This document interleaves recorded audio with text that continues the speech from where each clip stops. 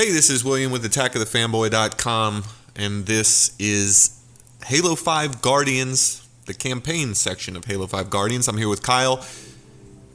You lucky dog. You've got a chance to get hands-on with the Halo 5 campaign today as Microsoft sent out a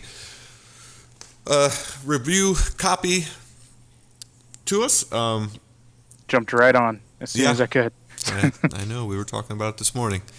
But what we were going to do today, play some Halo 5. And this is a big game for the Xbox One. And Kyle, you're a huge Halo fan, right? You've played what?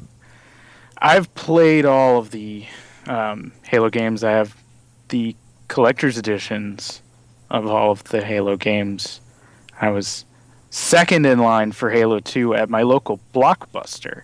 So, if that tells you anything. What do you think so far? You've played the first few chapters of this game. Yep. What are your impressions thus far? So far, I am actually genuinely impressed. And I have high standards for Halo. And so far, it's meeting or exceeding them in almost every aspect. There's a couple of small things that we'll talk about, but overall, I think Halo fans and just general shooter fans are going to love this game. Well, they kind of need to. This is probably Microsoft's most important release since the Xbox One launched, wouldn't you say? Yeah, definitely. And I think a lot of people are waiting for Halo 5 to be the game that just blows them away. I mean, there's been no shortage of games and exclusive games to arrive on the Xbox One, but a numbered Halo is probably It's a big deal. Is definitely a big deal. Yeah. Can you bring us up to speed on what is going on here to start the game? Sure, and this will spoil up to the end of Halo 4 with not too many Halo 5 spoilers. This is all stuff that you get in the first mission or two. So if you played Halo 4, final warning. Will, did you play Halo 4? I did. Okay, so I loved Cortana died at the end of Halo 4. She did? Chief, yeah. Wait, what? you I don't remember? That's crazy. No, That's I don't. crazy. I don't remember that. Damn it. That was. Wait, Cortana died? Cortana How died did they do that? I don't remember and that. Chief got back to Earth with the UNSC. He's back in service. Here we're actually meeting Agent Locke, which I'm sure everyone has heard of at this point. Microsoft and 343 have been pushing him like crazy. He's kind of the he's not even really the side character. He's kind of the co-star of the game. The first mission is an Agent Locke mission, which you'll see in this opening cutscene. They're a pretty badass team. So Agent Locke kind of gets sent on a mission eventually to track down Chief, who has gone AWOL. Why he goes AWOL? I'll leave that. Is this a cinematic? This is a cinematic, yeah. Okay. I was about to say. Yeah, this is the opening It looks awesome. cinematic. Right, and it gets crazier. I mean, if you played Master Chief Collection, the Halo 2 cinematics, these look just as good. They just look fantastic, and they're really, really awesome. You get a great feeling of how the Spartans move and how they fight, which you maybe never really got in the older games. This is probably some of the best cinematic stuff we've seen in Halo ever. This is pretty badass. And you get that, like, I don't know if you read the books. I actually did read a lot of the Halo books. I haven't caught up on more recent ones, but you get descriptions like this of the Spartans that you don't see in the games, where they're just like flipping and pulling off headshots while they're upside down and jetpacking and all this. Exactly what you're seeing here. So stuff you can't actually do in a game. Exactly, yeah. Although we'll talk, some of the stuff that they've added does definitely give you more of a feeling of that. This is like Blizzard level stuff, man. Yeah. It's Yeah. really, And really good there's been a couple of these that are really, really epic and awesome. Oh, as the campaign wears on, these kind of Yep. break up the story, the chapters or whatever. Yeah, just in the beginning, the first two were probably the best so far, but I mean it's really great. So you start off playing as Locke? As Locke, yeah, you start as him. Mission 2 switches over to Chief. Okay. And then you kind Is of this bounce kind back. of structured like Halo 2 was with the Arbiter? A little and- bit, yeah. I think for these first 3, I think it goes back and forth. Okay. Yeah, Cool. I'm So- not sure how it sticks after that. So now that we're looking at gameplay, how does it feel compared to previous Halo games? What's similar? What's different? If you have drawn any similarities or Yeah. differences so far. Yeah, this, to me, it feels like the modern Halo game. Because Halo kind of brought shooters to consoles in a big way. Revolutionized that genre, made it huge. But then it kind of stagnated. It stuck to its formula, which Halo fans loved. I loved. That was fine. I wasn't complaining that they stuck to their formula. But they've added like the clamber and the jetpack and all of these different movement things and aim down sight that kind of does work in a Halo game. I was adamant not to add aim down sight mechanics, iron sights, to a Halo game because they're Spartans. They can just shoot from the hip and hit headshots all that they want. It doesn't make sense. But somehow they kind of made it work where you can still shoot from the hip, but if you've got the time, you can aim down the sights and get a better accuracy. So it really feels like they've taken Halo and done a great job of modernizing it and making it work with the shooters that people are playing these days. More Yeah, often. that's one of the things I kind of got from it playing that multiplayer beta is that they have brought it forward Yes. to kind of compete with the stuff that people are playing in the really popular shooters like Call of Duty or whatever, Battlefield, etc.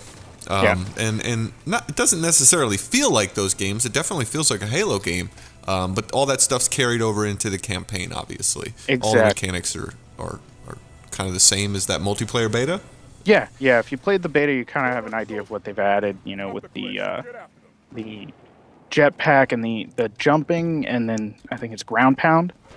That's all in the single player, and it works really well. It gives you that what I was talking about earlier, where you feel more agile. Like you can run up to enemies, just bash them, and then start shooting them and stuff like that you maybe couldn't do in those older games. Chief kind of felt slow and plodding, and he would kind of, just march through as kind of a walking tank. These guys, run around corners, and you'll jump and jetpack over somebody and hit them in the back, and then run around and get their other, really, really cool stuff. These movement mechanics are great. And what do you think? Like, obviously that opening cutscene was amazing. Yes. What do you think about the graphics in game so far? It's good. It's not going to be the best looking game out there just in terms of raw visuals because they're prioritizing frame rate, and I think that is a good call.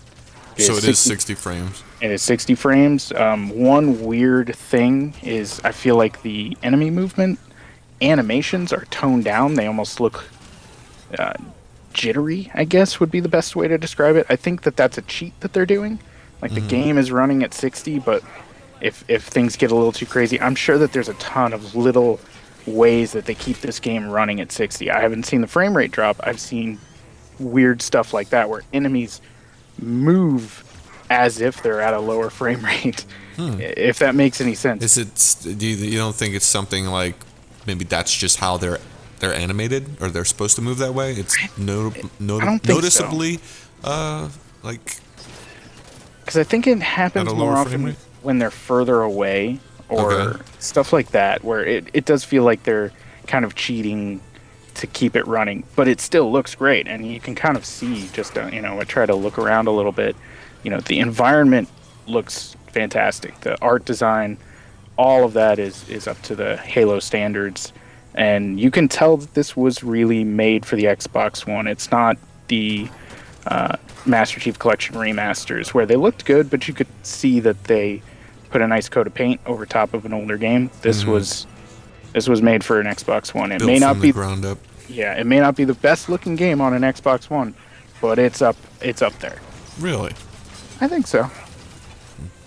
Yeah, I mean, I think, like I was saying before, I think a lot of people are waiting for this game to be that game that, I mean, Halo is the flagship title for the Xbox brand. It has been for over a decade.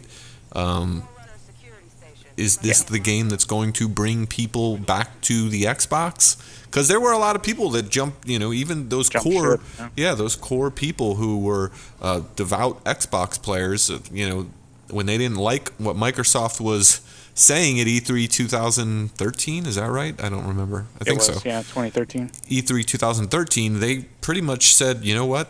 Fuck this. We're going to get a PlayStation, I guess, because Sony has been selling a shitload of those things. Is this a game that brings those people back and it's like, oh yeah, I remember, I miss Halo. I want to play this. I think a good portion of the people that were Halo fans and left Xbox because of that stuff might look back at this and go, man, I don't know if they're gonna go out and buy an Xbox, but they'll probably be a little disappointed that they're not getting Halo 5. I know I would. And again, I am a huge Halo fan. If I did not have an Xbox One at this point, I would go out and get one for Halo 5. It is the still feels like a system selling title. Yes, for me and for Halo fans, I would say yes. So far, I'm only a little bit in, but just these opening. Really enjoying it thus far. Yeah. Like Halo 4 was a bit of a disappointment for me. Why? The multiplayer mostly, which we know that they're fixing because we saw the arena multiplayer beta, and that was really the only problem with Halo 4 was that multiplayer. The single player in Halo 4 was great. But yeah, and I thought that was a really good looking game on the Xbox 360. Is there a huge leap? I mean, we're watching a video right now at a different resolution than what is on the screen, and it's obviously more impressive when you're looking at it in whatever it is, upscaled to 1080p. Mm-hmm. Is it a generational leap?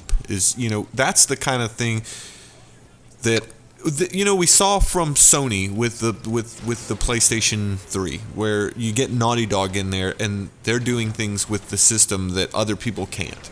Is 343 doing things with the Xbox One that other people can't? Is this that game? In terms of generational leap, here's what I'll say. Yes, but maybe not visually, because Halo 4 was a visually impressive game. Even now. I replayed it on the Master Chief Collection. It still looked fantastic. Just how they got that running on a 360, I don't know. But a part of that was you didn't have the giant battles that Halo is known for. You didn't have these, the best moments in Halo Combat Evolved were where you came out into a huge open field and there were two factions. You had the Covenant and the Flood fighting each other, and you could just watch the battle and it all would play out, and all that sort of stuff, and you could figure out these pathways through, and I feel like that got lost in Halo 4. Maybe I'm misremembering. I probably have to go back and replay it just looking for this, but from my memory, most of those confrontations were a lot smaller, and I think that they've taken the power of the Xbox One and used it to make these big battles, which you just saw one in the video. There was Covenant and Prometheans fighting against each other. I was able to kind of find paths around and flank enemies, and there are more of those big battles that Halo is known for, and I think those came back because they were on the Xbox One. Well, that's an interesting way to look at it. I can't remember if Halo 4 did have the massive battles, but you're right. Halo is Bungie even made a whole mode out of that sort of thing with the firefight.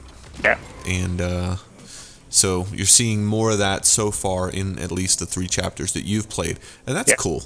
I know I like that aspect of the game, and those are some of the most memorable big moments in Halo when you come out and see multiple factions fighting, or just a large group of a single faction and a large scarab or something like that. Those are definitely memorable moments in the series, and it does look like the environments are quite large. Yeah. But as far as visual fidelity, textures and lighting and that sort of stuff, you're not seeing that as a generational leap. I mean, as much of a generational leap as we're seeing in most games. I can't think of too many games that were just completely revolutionized in terms of graphics this gen. This gen just has hasn't been been happening. But we always wait. I'm still waiting for that year 2, year 3, games that come out where developers start really pressing the systems to their absolute limits. We saw it with the Xbox 360 when Gears of War came out. There was there was kind of a watershed moment where you're like, well, yeah, okay, yeah, this console is this is definitely an improvement. And we didn't see that right away, and I think a lot of people are still kind of waiting for that. We might be just waiting. Might wait the whole time. Yeah, we might wait the whole time because, a lot of people came out and said that at the beginning of this generation. It's like, look, you're not going to see those types of visual improvements to these games. I mean, you're going to reach a level where it's harder to get more visual fidelity in any game, regardless of the power behind that's powering the system. But I mean, on one hand, that's disappointing. On the other, hopefully we get more innovation in the things that you're talking about, like bigger maps, more enemies. Yep. And they're just able to do more different types of things instead of just showing off a shiny character model or whatever. Yeah. And I think that's what they went for here, especially with the commitment to 60 frames. This game is going to be 60 frames from top to bottom. Multiplayer, single player, everything. And that is the sort of actual important change that I care about. I want this game to run at 60 frames. I want larger battles if I have to deal with a game that looks good, but not, oh my god, amazing. That's fine. And I think Halo 2 was graphically impressive. Halo 4 was graphically impressive, but like 1 and 3 weren't really that crazy for their time, if I'm remembering correct. Yeah, I don't think Halo 3 was a huge... it's more gameplay. It was a little bit more gameplay focused. I thought the multiplayer was probably the best it's ever been in Halo 3. Yep. Agreed. And then they added in like Forge mode and a bunch of different gameplay things in that game as well. So, I mean, Halo's definitely been something that has evolved over time. Yep. Now, a couple of things that I neglected to mention. One, when you get downed, you don't just die immediately anymore. Okay. You can call your teammates in to revive you, taking a little bit of inspiration from Gears of War. That I was a little worried about, but I find it to be actually kind of nice. I can get a little bit riskier in my tactics, and I don't automatically get sent back to the checkpoint if I get hurt. But I still have to manage that. I have to make sure that my teammates are alive to revive me. And that it's an interesting change. I'd be interested in seeing how the community reacts, but I've enjoyed it so far. Also, the Prometheans are a big enemy in here, just like there were in 4, and they aren't annoying as shit this time. So that's a huge improvement for me. They were bullet sponges in Halo 4, where they had these shields that you had to take down, and then they would teleport away, and they'd come back, and their shield is back, and it was so annoying. And so when I saw more Prometheans over and over, I was really worried that it was going to get annoying, but they changed their design, and they work actually really well this time around. Yeah, that was one of the complaints a lot of people had about Halo 4. I'm going to have to go back and play the Master Chief Collection. Yeah. I swear to God, I am lost. I know that's Halsey. Well, and I know that other guy. I don't know his name. Yeah, something else that I neglected to mention is the story is still in this realm where they've been putting out Halo books for a long time. And the Halo universe has grown massive. And there's all these stories in the games. And at this point, if you're not totally up on that, you're going to be lost. You will understand the basics You'll understand who Locke is, who Chief is. You'll kind of understand who his team are, and what you're doing. But the stuff around it, like that elite that Locke just killed a little while ago, apparently is a very important elite. I don't know who he is. Halo fans who have read the books, read the comics, watched the animated series and all that are going to be like, "Oh my god, this is crazy stuff." Everyone else is going to feel a little lost, kind of like we did with the Didact in 4. I know I was just like the Didact and the Librarian. I am way behind on my Halo books, so I had no idea what was going on. And this is kind of doing the same thing. But is the story told well enough to keep you engaged regardless? Yeah, once it kicks off into its own story and you understand, what's going on with the Chief and Locke, it's fine. We'll see how it turns out. Like I said, I'm only a couple missions in, so we got to see how it ends. But it does feel like it has a turning point where all of that background stuff sort of fades away, whereas it was more of a prominent thing in Halo 4. So I'm still waiting to see, but if you're behind on your Halo books, you might be a little lost. So just enjoy the really awesome gameplay and the epic cutscenes like this one right here. Yeah, I mean that is a concerning thing for me, just because there's so many things now in the Halo universe. There's the animated series, there's the live action stuff that they're doing as well. I mean, if you're not completely up on all that stuff, that's my major concern is, am I going to get the most out of this Halo game? Is it still going to give me that